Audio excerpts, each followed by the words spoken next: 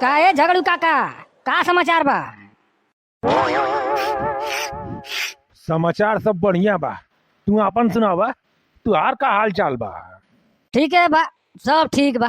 का होता? ये पिया तानी और का होता? पिया तानी ए मर्दवा, का पियत हवा? बीड़ी बीड़ी पिया तानी। खिंचबा एक आध फोन। भा मर्दवा, बीड़ी पिया बम? पियला के चीज बा हो? मुंह बसाला इतना कस के लोग छटक के 2 फीट दूर भाग जाला। हम ना पियली बीड़ी उड़ी, बकवास चीज बा।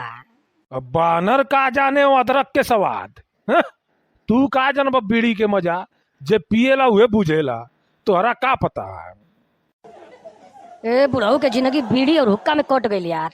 ओके अलावा जिंदगी में कुछ ना कैला इस बुढ़वा। काहे भाग गई है मर्दवा? आवा है ना, आवा बीड़ी पियावा तानी तोरा के। पियत रहा है बुढ़ऊ, पियत रहा, जियत रहा, ओही में जिंदगी काटला। अब बहुत जल्दी मरू जाइबा, केहू जानबो ना करी कब टपक गईला। तो भाग यहाँ, भाग भाग भाग। बैठ के हम अपन बीड़ी पिया तानी, ते इतना ज्ञान काहे बांटा तबे रे? नहीं के पिए के तो निकल यहाँ से, चल पतला गली से निकल। झगड़ू काका सही नाम रखाइल बा इनके, गलत नहीं खे। हर बात में खाली झगड़ा करे ना तो झगड़ू सही नाम बा इनके। पैसा हम अपन लगावतानी, सेहत हमार खराब होई। लोगिन के पता नहीं कौन दिक्कत बा। बीड़ी मत पियल करा, हुक्का मत पियल करा, बीड़ी मत पियल करा, हुक्का मत पियल करा। सब के सब ज्ञाने चंद हो गइल बा।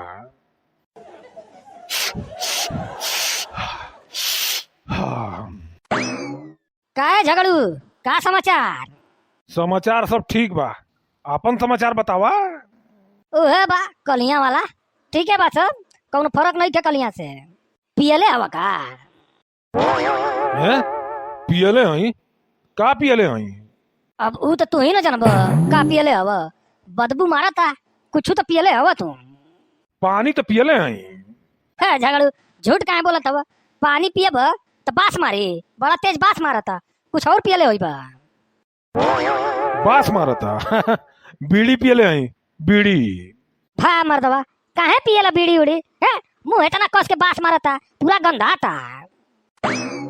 है झगड़ू के मना करत हो बीड़ी पियला से? है, मर जाई बुढ़वा, लेकिन बीड़ी और हुक्का ना छोड़ी, एकदम गारंटी बा हमार। ए मर्दवा, तो हसे के बतियावता हो? तू काहे पीछे में कूद गईला? हमार मर्जी, हम कहीं कूदी तो हसे का मतलब बा? हैं? हम तो हसे तक कुछ कहनी ना, हम तो उनकरा के बताई नहीं है तो हसे कुछ बोलनी है। हमरा से बोलला ना, लेकिन हमरा बारे में बोलला ना। हमरा बारे में बोलला कौन जरूरत बा? काहे पीछे में बोलला तू? हैं? हमार तो आज झगड़ा चलेला तो हमारा बारे में केहू के उल्टा सीधा काहे बताइबा तू?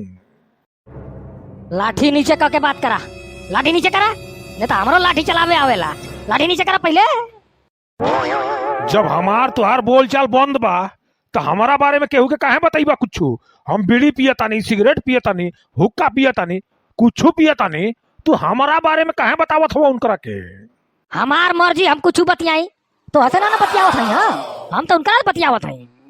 ए झगड़ू काका, छोड़ा जायदा जायदा, काहे बात के पतंगल बनावत हवा? छोड़ा जायदा जायदा, हमारा से बतियावत रहा ना, तोहरा बारे में कुछ नहीं के बोलना। हम काने में ईयरफोन लगा के थोड़े बैठल बानी, कुल सुना तानी का बतियावत हम केकरे बारे में कहत हवा। बहुत दिन से ही दिमाग खराब कई ना हमार, कहियो हुमच देव कायदे से।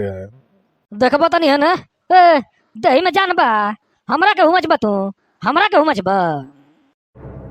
हाँ, तो हरे के हुमचब, ध के हुमच देव कहियो। लड़बा हमरा से? लड़बा मार देबे एकला तो हड्डी सड़क जाई, पहले बता देता नहीं। बुढ़ा गइलवा, दही में जान नहीं खे, डायलॉग बाजी मत करिए हमरा से, नहीं तो फोड़ फाड़ दे।